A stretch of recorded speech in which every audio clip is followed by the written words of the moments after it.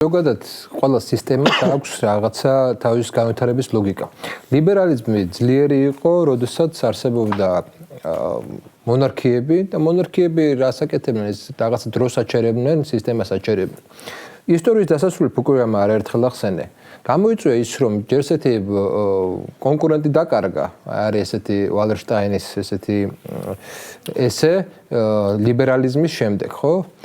და იქ წერს, რომ საბჭოთა კავშირის დანგრევა გამოიწვევს და მაშინ ლიბერალიზმის დანგრევას. ანუ კონკურენტი მოისპო, განვითარების мотиваცია მოისპო და ისტორია დაასრულა. აღარა იდეები არის ისტორიის დასრულება. რამაც გამოიწვია ის, რომ რაც აქამდე მონარქიას მოუვიდა, რომ აღარ ქონდა ეს რაღაც განვითარების იდეები და ძველზე დაიწყო აპელირება, ძველზე აპელირება ვერ ხდება რა. შენ თუ ყველა იდეოლოგია, როდესაც ამთავრებს მომავლისთვის ბრძოლას, ის იდეოლოგია ქრება. აი საბჭოთა კავშირი ავიღოთ, ხო? რომელიც წელი იყო 70-იან წლები იყო, როდესაც თქვეს, რომ ჩვენ ავაშენეთ კომუნიზმი. ავაშენეთ. რომელიღაც ის ხო პრეზიდენტის პერიოდი არის. სოციალიზმი ავაშენეთ, არა, კომუნიზმი არა. სოციალიზმი. სოციალიზმი ვადნოი отдельная стране.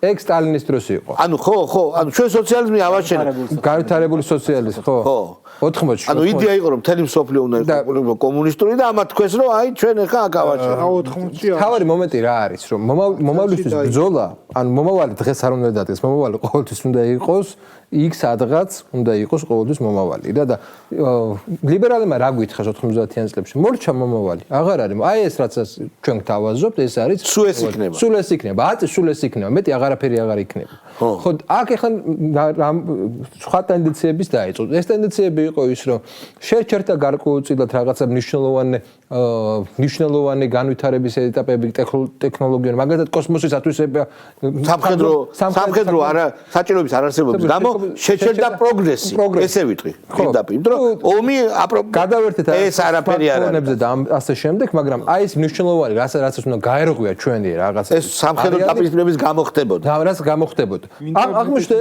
აღმოჩნდა ის რომ თან აღარც ჰქონდათ რაღაცა თვითმაყოფილების მომენტი იყო და აღმოჩნდა ჩინეთმა ხარ აქნა ჩინეთი ნახო რომ აგერ საბჭოთა კავშირი დაიშალა აგერ შეერთებული შტატების რაღაც განესტის აღმავლობას რა უნდა ვქნათ დაიწყეს ის რაც ჰეგელიანური ვარიანტია სინთეზი აი ამ სინთეზმა როდესაც დატოვეს კომუნისტური ელემენტის და დატოვეს კაპიტალისტური ელემენტის შემოიღეს გადაქმნეს აღმოჩნდა რომ უფრო წარმატებულიო ვიდრე საბჭოთა ელემენტი, უფრო წარმატებულიო ვიდრე შეერთებული შტატების ელემენტი. და გახსნეს ისტორიის ახალი მომავლის ახალი ფურცელი და რასაც ფეხი აუბა უამრავმა ქვეყანამ. ანუ ჩინეთი გამოდის საბჭოთა კავშირი და ამერიკის ერთად. რაც ადრე იყო, ხო? ცალ-ცალკე რაც ადრე იყო, ახლა მეტი საბჭოთა კავშირისა, ხო?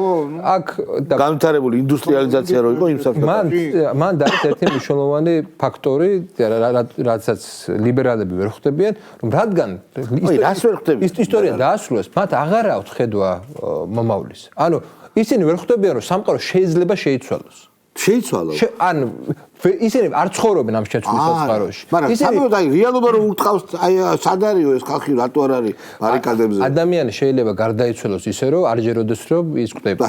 ხო, ის ხვდება სიკვდილის პროცესში ადამიანი ხშირ შემთხვევაში ეს არის ფსიქიკის თავდაცვითი ელემენტი, რომ ადამიანი არ იჯერებს რომ ხვდება. და ეს პროცესი ჭირს ახლა ანეკდოტი რო არის